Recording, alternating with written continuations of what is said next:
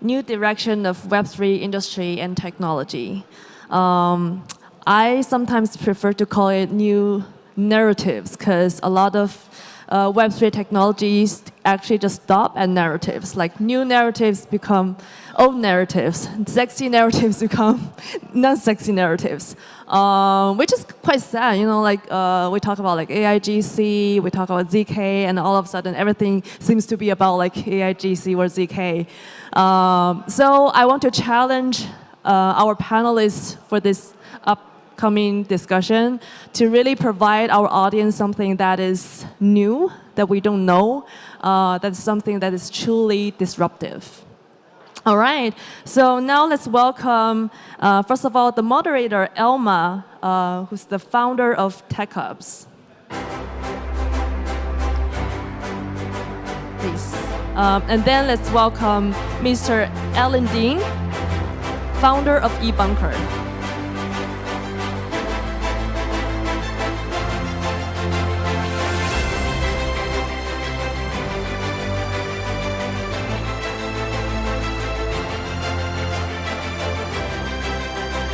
Let's welcome Mr. Dominic Williams, founder and chief scientist of DFINITY.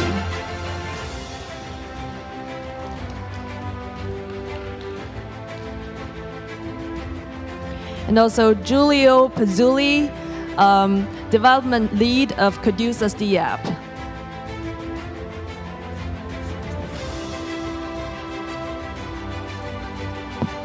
Then Mr.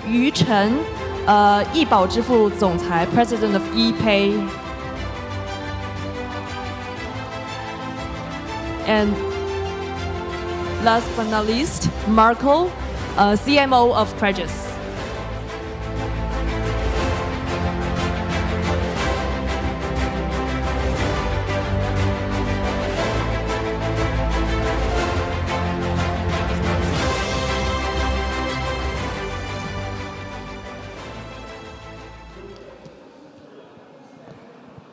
Okay, good afternoon, everyone, and 大家下午好。对，because at this panel we have maybe our two language, okay, Mandarin or English, okay.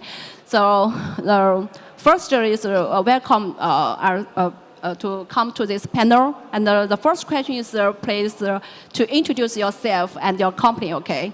The language you can choose Mandarin or English, okay. 第一个问题是可以介绍一下您自己，您的公司。So the first question is to use your own languages to introduce yourselves and your businesses. 大家下午好，我是 Alan，我是 Hello, hello everyone. I'm the founder of EBunker. EBunker is an infrastructure constructor of blockchain. So we use of course we are providing non-custodian services to our clients. So here we are one of the two partners in Asia Pacific region for Ethereum. So we're providing this kind of services to 20 plus businesses. And today we're very happy because we're launching a brand new product. This product is for home use. So it is a small machine that can be used for Ethereum at home. So anybody can sell and buy Ethereum here at home. And of course, you can also use this to get your profits. You don't have to rely on exchanges. You don't have to rely on LSD protocols. So here we have a pavilion, which is in C4. I encourage you to go to our pavilion if you're interested in our little machine, because it is also a launch day for our product, so we can give you early bird prices for that. Okay. the foreign guest here. Okay, so EBunker is leading non-custodial ETH staking pool, and their mission is to help scale the ETH network and provide a decentralized portal for Web3. EBunker aims to maximize the profits for ETH holders. The safety of users' funds are guaranteed because they utilize the non-custodial model, and their code is completely open source. Okay, and they have launched a new machine today. If everyone interested about their machine, can go to the booth of C4. Okay, so now your turn, Dominic. Okay. I'm Dominic. I'm the founder of Internet Computer Project and run an organization called DFINITY. It's a foundation based in Zurich in Switzerland. And the Internet Computer is a blockchain that can be used as an alternative to traditional IT. So you can use it to build anything at all. So today in Web3, typically people build things on Amazon Web Services or Google Cloud or Microsoft Azure or something like that. And that's what you're interacting with. If you're interacting with a Web3 game, a Web3 metaverse, you're really interacting with something that runs on Amazon Web Services. And then just the token is on the blockchain. And when you want to interact with the token or the NFT, you use a traditional blockchain wallet like MetaMask. So the Internet Computer is different because it can act as a complete replacement for traditional IT. So for example, you can use advanced smart contract technology to build a social network. So rather than having just the tokens on the blockchain or an NFT on the blockchain, which always links to the content, the image or the video lives on Amazon Web Services too. Now you can actually build a social network on the blockchain itself from smart contract technology, and you don't need traditional tech. And there are various advantages. If you build say a social network or a social media site on the blockchain, well, if you're using smart contract technology, it's secure. You don't need firewalls to protect it because smart contracts are tamper-proof. It's unstoppable. And if you want, you can put that Web3 service under the control of a community DAO. So you can actually have a DAO that has complete control over the service and pushes updates to the service. And so that's really revolutionary. And often in Web3, we talk about giving users ownership of things. But the vision is very limited. We give users ownership of things because they acquire an NFT or they acquire some tokens. But with the Internet Computer, you can do it in a more profound way. You can actually run the service on the blockchain itself. And so you can use more sophisticated tokenization strategies, and you can actually make the user community the owner of the entire service. No backdoor for developers, no company, no CEO, no admin key can run the entire mass market internet service under the control of a next generation DAO that actually pushes software updates. And the purpose of the Internet Computer is to enable this, what we call not Web 3, but Web 3.0, and eventually to provide a complete alternative or primary alternative to traditional IT, not just for Web 3, but for enterprise systems and things like that. Thank you, Dominic, for sharing the new update of DFINITY. I think everyone here knows DFINITY because it's a very famous company in Web3 industry. Okay, thank you. So now it's your turn, Junior, from Caduceus dApp. Okay. Hi everyone. My name is Julio. I'm the head of dApp development at the Caduceus Foundation.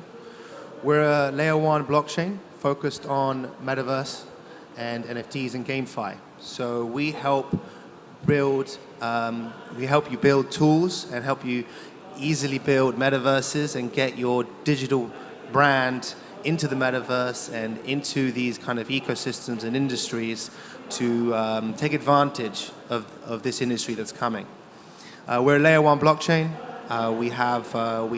We're only a year old, and we're high TPS and researching how to make it even higher.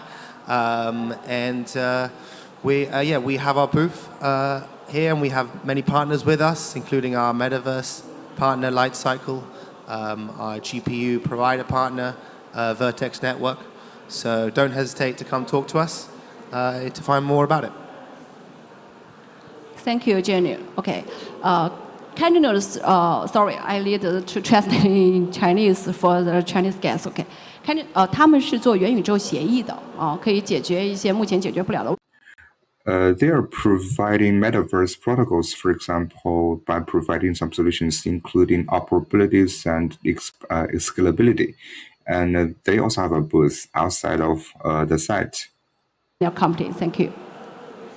So good afternoon, everyone. My name is Chen. I'm the co-founder of Yeepay. So we are an enterprise payment service provider based out in Beijing, China. Yeepay was founded in 2003, so we have been around for 20 years. And when it comes to payment in China, everyone knows about Alipay and WeChat because they're mostly consumer-facing and focused in the front end, whereas Yeepay is more focused on back end. So basically, we provide a one-stop total solution for the enterprise merchant customers. And we cover a lot of the verticals from retail to airlines and travel, cross-border, and also metaverse and NFTs. We came mostly from a Web2 background, but we actually flirted with Web3 from very early on. Back in 2013, when Bitcoin China, OKCoin, and Huobi first came online, we were actually the first payment service provider to provide payment services to these crypto exchanges. But as we're also a license holder in China, so as you know, the second year, because of the central bank mandate, we shut down our payment services to these exchanges. But last year, we also became the #1 payment service provider for NFTs and digital collectibles in China. And technically speaking, NFTs in China are kind of the castrated, stripped-down version of NFTs because everything is based on the consortium chain, not on the public chain. And all the transactions are based on the fiat, not on the crypto transactions. And that's why we had an opportunity. At the peak, we actually processed more than 80% of the NFT transactions in China. And overall, we process more than 3 trillion RMB on an annual basis. That's about $500 billion US. So we're very glad to be here today, and we'd like to talk to any potential partners. Thank you. Thank you, Mr. Yu, for sharing the information about yourself and the company. And we have a last guest, Michael from Cregis. Okay, hello everyone, and I am Michael, CMO of Cregis. The slogan of Cregis is more than a wallet. So we provide our service in 3 dimensions. Firstly, we provide crypto-native high concurrency trading and settlement infrastructure for the enterprises, no matter they work in Web2 or Web3. And exactly, we are helping our clients to program to receive. And as you know, if you want to receive cryptocurrency, you need a crypto wallet. So, of course, we provide different types of crypto wallets like MPC wallet service, account abstraction wallet, or HD wallet service. And additionally, we also provide internal financial management functions. And that's all. Okay, thanks for sharing. Maybe I need to brief translate the 2 company in Mandarin for the Chinese guest here. Okay. 那么于先生是来自于 Yeepay 是中国第3方的支付。Mr. Yu is from Yeepay. Yeepay has 20 years of history, and it is already #1 in FT payment, and Cregis is providing corporate wallets. So if you're interested, of course, you can go to their booth. Fung from Adopt. It's your turn. Thank you. Hi, everybody. My name is Frederick. I'll just keep it short because, I run the head of adoption for TZ APAC. We are a wholly owned subsidiary of Tezzos Foundation based out of Singapore. So I handle all the grants and investments. This year, we just launched Layer 2, EVM compatible chain. And we are now, we stress tested and able to achieve 1 million TPS.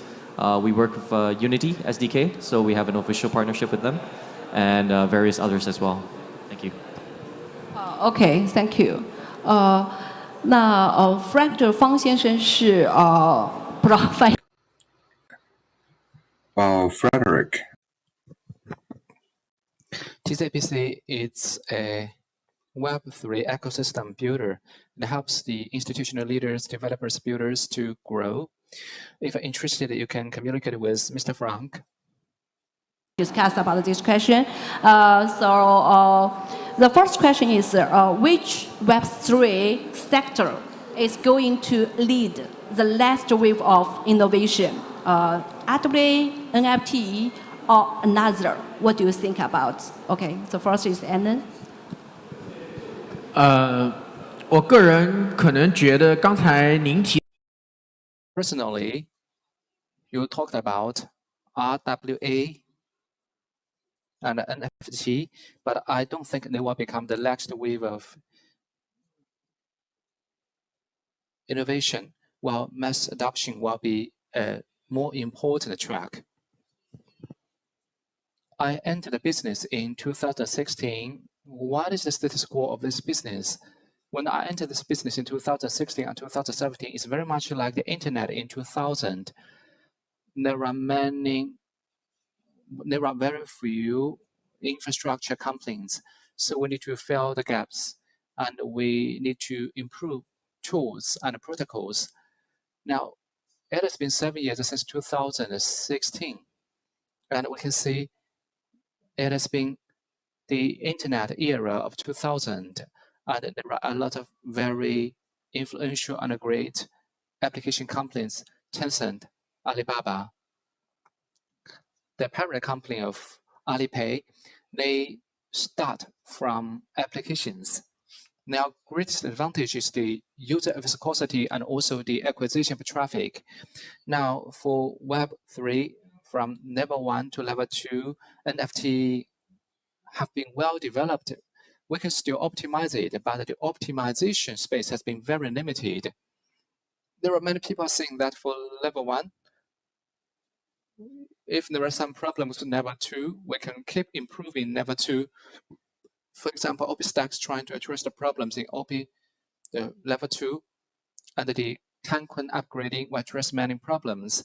I believe the protocol optimization will have very limited space for further optimization. How can we introduce more traffic and the flows to us? The DAU of Ethereum is only about 300,000. What does it mean?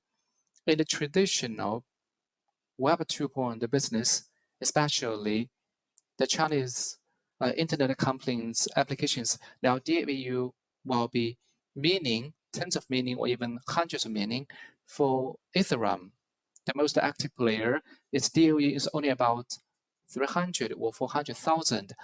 That will be the big issue we need to address. How can we attract the traditional web users to enter the Web 2.0 or Web 3.0?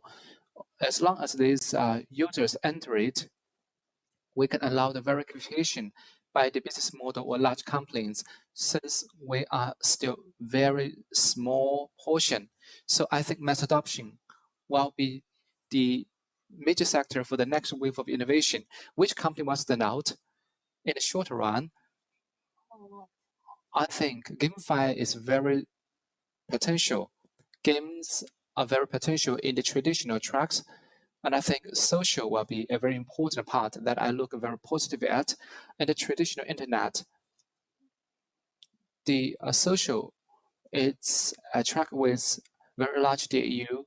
When the traditional tracks are shifted to the Web 3.0, there will be advantages. And just said about.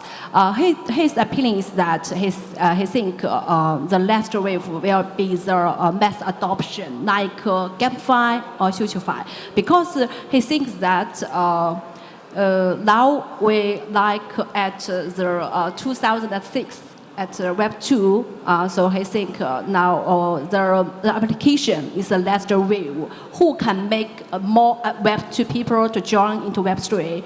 Maybe this is the last wave. Okay, this is what his opinion. Okay, so what do you think about this question, Dominic? What are the top 3 things in Web3 that? Yeah, my question is which Web3 sector is going to lead the last wave of innovation of Web3? What do you think about this question? I think Web3 is going to become a much richer and more sophisticated thing. I think NFTs were just like a kind of craze, right? I mean, as they stand, most JPEGs that people bought, right, are worthless now, right? And the technology is about much more than just buying a picture, or a loyalty token or something like that. I heard a lot of people saying that blockchains found product market fit with loyalty programs, and honestly, if that's the summit of Web3, we should all go home, right? So I think some of the things coming in the next few years, which will be big. First of all, building services that are fully decentralized, not building them on Amazon Web Services and Microsoft and Google, but building services on like social networks or metaverses or games, building them on blockchains and placing them under the control of DAOs. A complete control, like where the developers have no backdoors, there's no company, there's no CEO. The entire thing is run by a DAO, and the community is actually the owner of the service. And Web3 is all about giving ownership to people, and that's the most profound way you can do it. You can actually give them ownership and control of the services they use every day, whether that's a shared enterprise system or a metaverse for a consumer. So I think that's the direction we're going in, fully on-chain systems and services. The second thing, I think metaverse is going to be big. I think it's what's the word? Sleeping giant. I think it's going to people sort of wrote it off after Facebook Meta screwed up their attempt.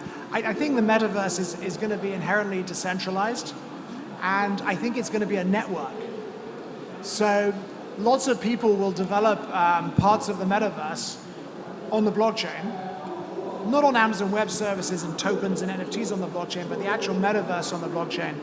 And then they're going to connect their different parts of the metaverse using URLs, like, web addresses. So you can be in one person's metaverse, and maybe they sold traffic to another metaverse, and you'll see a door, and you go through that door, and it will just redirect you to a metaverse developed by another project, because they're sharing traffic in the same way the internet shares traffic through subnets peering. So I think the metaverse is going to be huge. I think it's going to be a network, and it's going to be decentralized. And then lastly, I think AI will be absolutely huge in Web3. Nobody will be able to succeed in their Web3 endeavors unless they have AI at the heart of what they're doing. If you talk to TikTok and you say, TikTok, what kind of company are you? TikTok doesn't say social media, TikTok says AI. Because when you're using TikTok, you're directly interacting with a neural network. And the neural network is feeding you content that you're likely to enjoy and interact with. So that same technology needs to exist within Web3 endeavors. You need neural networks to rank Web3 content, for example, to make it entertaining. Some metaverses will be generated entirely by UI. Characters will be generated by UI. You'll interact with characters that are driven by, chatbots and so on. And we'll also see, AI, creeping into things like DeFi. And So I think those three things, fully on-chain, fully decentralized, controlled by a DAO, social media, metaverses, games, big, decentralized metaverses where people peer metaverses with each other, and so they're decentralized and they're connected by URLs on the web. That'll be huge. And then finally AI, because in the end it'll be a process of sortition. Like those that are using AI will succeed and those that don't will kind of fall by the wayside. So in the end, AI will be central to Web3. Thank you for sharing your opinion. Okay, so what do you think about this question, Junior? Yeah, so it's an interesting one, and I think what I believe the next wave to be will actually, it'll go back to the layer ones and back to the infrastructure providers. And that's because I'm sure we all feel that the space is a little repetitive at the moment and a little exhausted. We've done, or projects have done a lot of the same thing with the functionalities and capabilities that are, quite frankly, available at the moment. In my role of dApp development, I see a lot of pitch decks, and maybe the gentleman from Tezos probably sees the same, where a lot of the pitch decks are similar, the same ideas done with a different marketing plan. So realistically, at the moment, we're waiting for companies like DFINITY, for example, and other infrastructure providers, and hopefully with our Metaverse API to provide newer solutions, newer capabilities that enable next generation projects. And that's going to take time, and that will be the first wave. And once that is unlocked, I think then we can start to have the discussion of what's the next craze. Okay, thank you. Because so, what do you think about Mr. Yu? Again, we came from a Web 2 background, so we strongly believe that anything that can bridge the gap between Web 2 and Web 3 will be the next wave. That's where the opportunity lies. While the idea is that how you can use Web 3 to enable and empower the real economy, how do you connect it back to the real world, right? So one of the examples I can share with you is what we have been experimenting in China. Again, I think two things are vital to our experiment. So first thing is that we need to find the real world scenarios that we can use the Web3 technology to provide new opportunities. And the second thing is because we need to connect back to the real world, it has to be regulatory compliant. So everything we've done is actually under the regulatory framework in China. And as I mentioned earlier, last year we processed about 80% of the NFT transactions in China. So we also rolled out a new service called NAS. Basically means NFT as a service. The idea is that a lot of the enterprise merchant customers in the traditional sectors are not as tech savvy as the internet companies. So they don't really, I mean, they have the huge user base, they have the IP and the brand name, but they don't really know how to leverage the new technology, emerging technologies like NFT. So basically, we build this SaaS for NFT that enables these traditional merchants to issue, mint, and operate their digital collectibles and NFTs as a digital marketing tool. And outside of China, you also see a lot of the successful examples. For example, Starbucks as Odyssey and Marriott as a Bonvoy, which allows you to use your mileage points to trade as NFTs, right? So basically, we've done something similar for those merchants in China. We've issued NFTs with a lot of the traditional airlines and hotel chains. For example, we actually launched NFT services with Shenzhen Airlines, Tibet Airlines, and Air West in China. And again, the idea is to use NFT as a digital marketing tool to enable and empower the real economy, to connect it back to the real world scenarios. Okay, so now in Shenzhen Airlines, they can house NFT in many China. Well, there are a lot of different possibilities. For example, you can turn your airline tickets, your vouchers, the mileage points, and other coupons into NFTs, right? Again, all these airlines, they have the brand names, they have the IPs, and they have the huge user base to leverage these tools as digital marketing channels to promote their brands and businesses. Okay, thank you for sharing your opinion. So what do you think about it, Michael? I think it will be blockchain game. And notice blockchain game, not GameFi.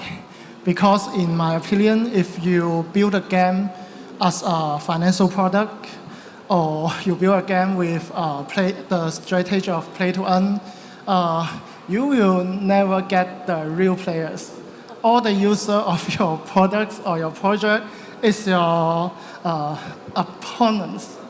So in other hands, you can build a nice game, fantastic scenes and wonderful plot, exciting battle flag, and additionally, you can make the weapon, the sword, the shields generate as NFTs.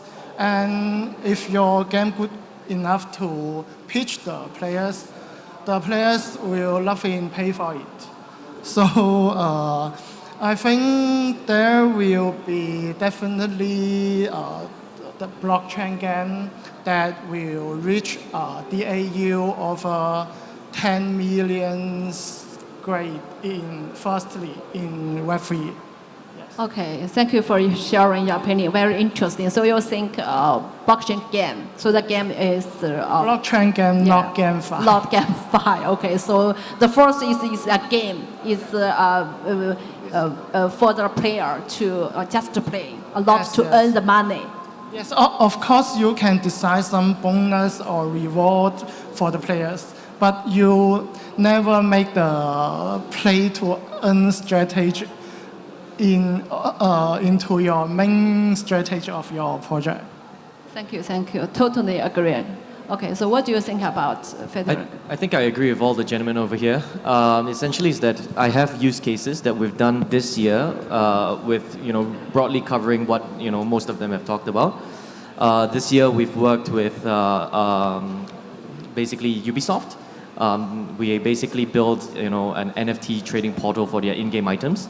And we're looking to deepen our partnership with them this year. We've also worked with Unity SDK. So essentially to get our blockchain natively integrated so we don't have to reteach anybody to code up smart contracts. So any gamer on SDK, any game developers or game studios using Unity, they're able to build on top of it. Recently, this year, we also won the contract with California DMV. So if you have a car that is registered in California, it's on the Tesla's blockchain. And essentially anybody who, you need to update the bricks, you need to go to update your taxes, and any small little information that needs to be updated, it'll be updated on the Tesla's blockchain as well. So we're actually making the access to this information much more smoother, much more faster. Another one, quite contrary to what everything is, we recently found out that we really, really like, so we partner up with PMU. It's French horse racing gambling. They're licensed, right? And then after that, we created a game with them called Stables.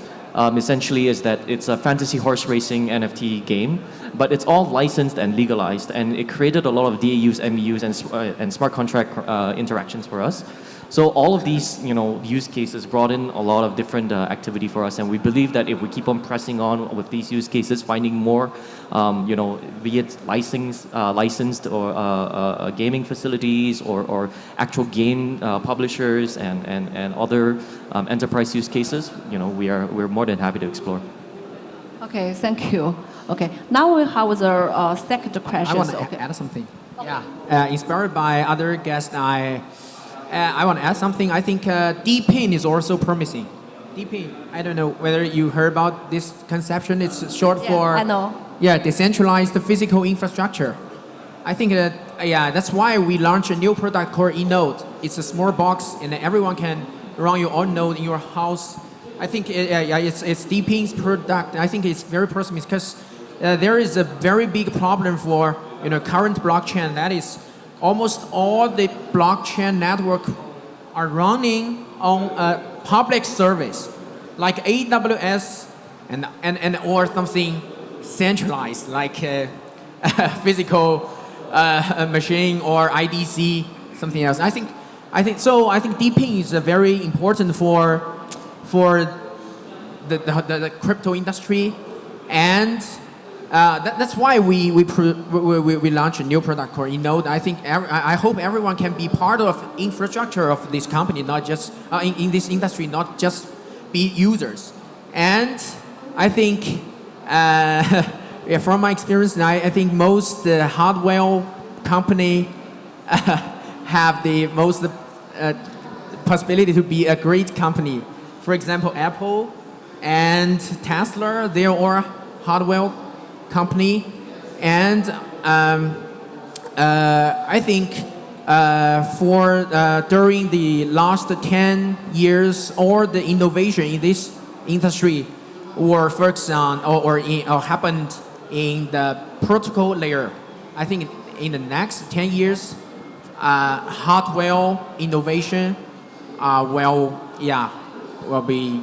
Yeah, I think we can pay more attention to this part. Yeah. Okay, so one more question. So, have you heard about the DeepIn, this sector? DeepIn. Decentralized physical infrastructure. Oh, is that what it is? Okay, Yeah, I yeah. get it. I never heard that one. Okay, yeah.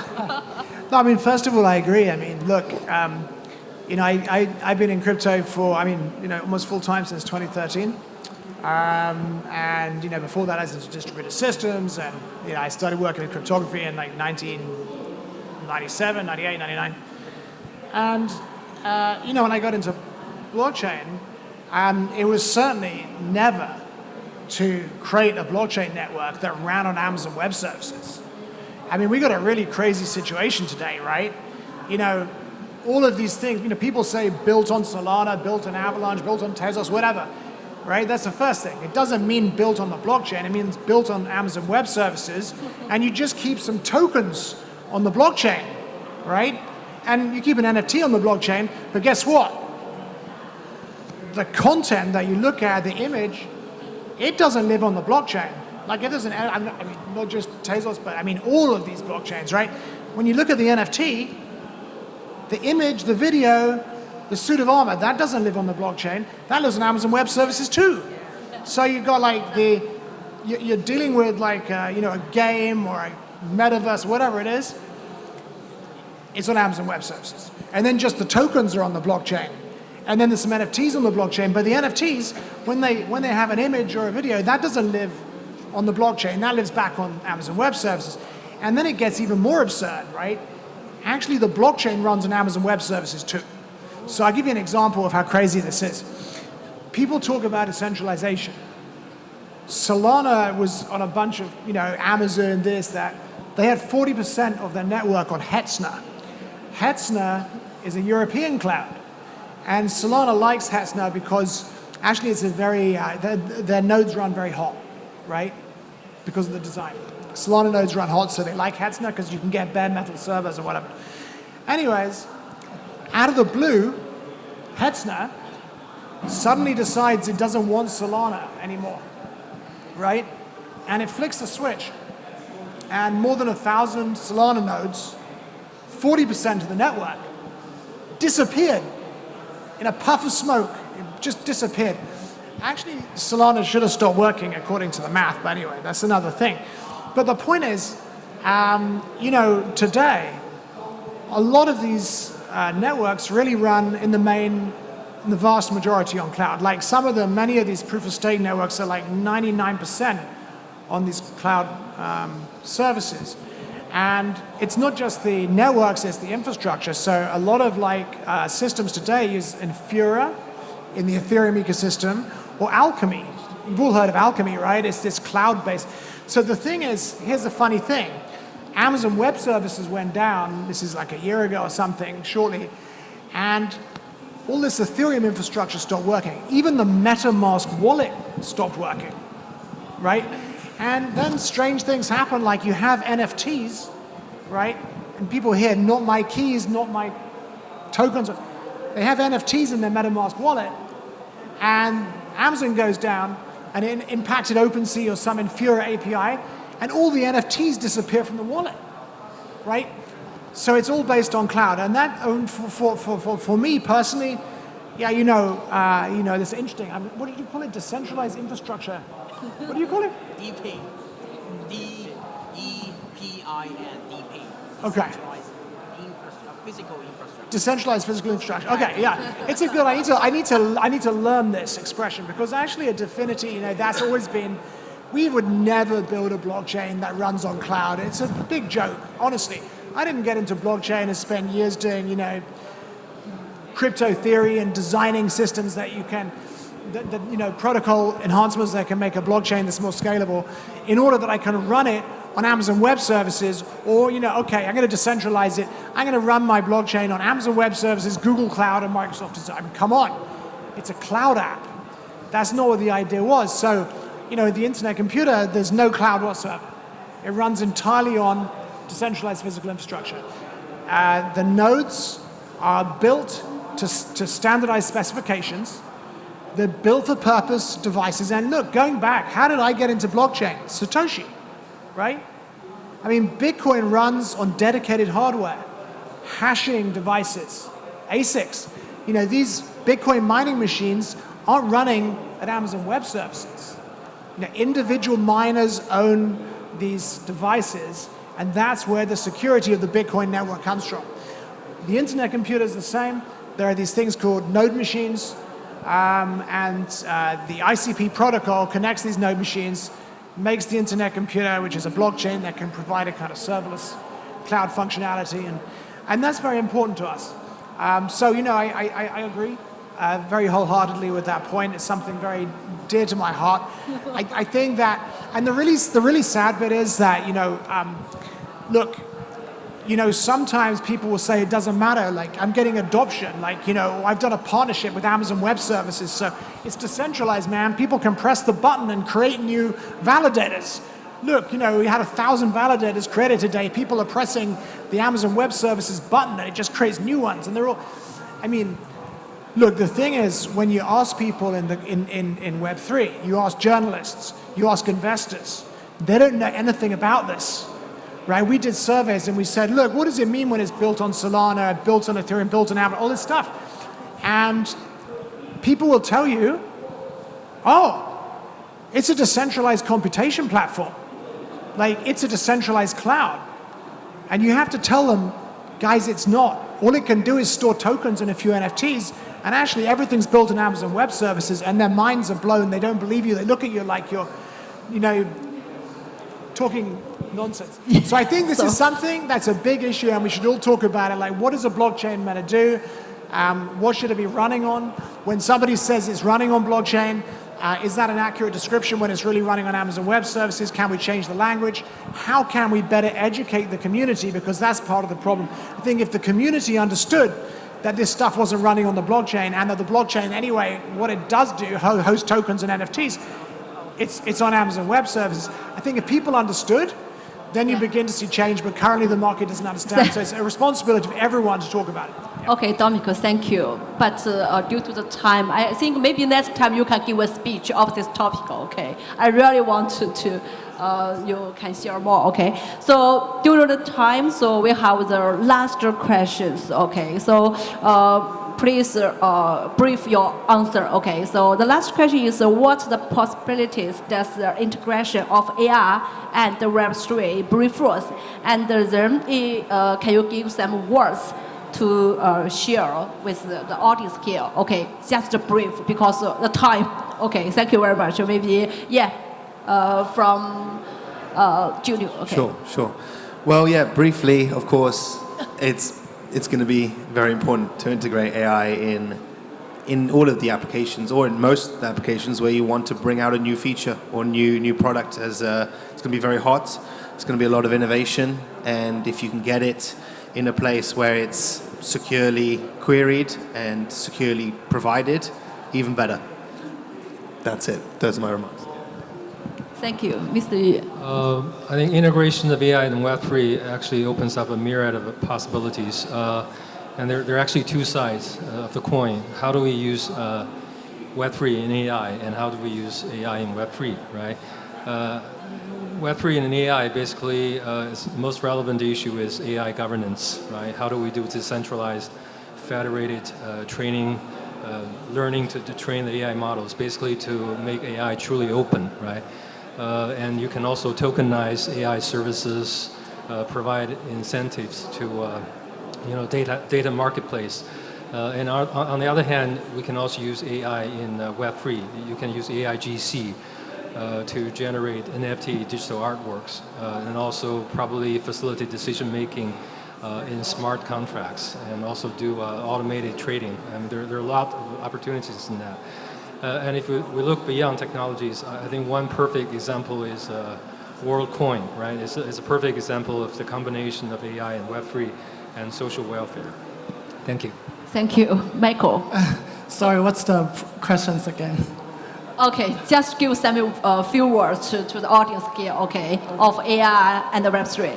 Okay, I think there is a lot of chemical reaction with AI and Web3, and for example, with target training, the enterprises can create their own customer service system that available 24 hours without human beings and free from human errors, and also it can save a lot of salary, and of course it's just an example, and that's all.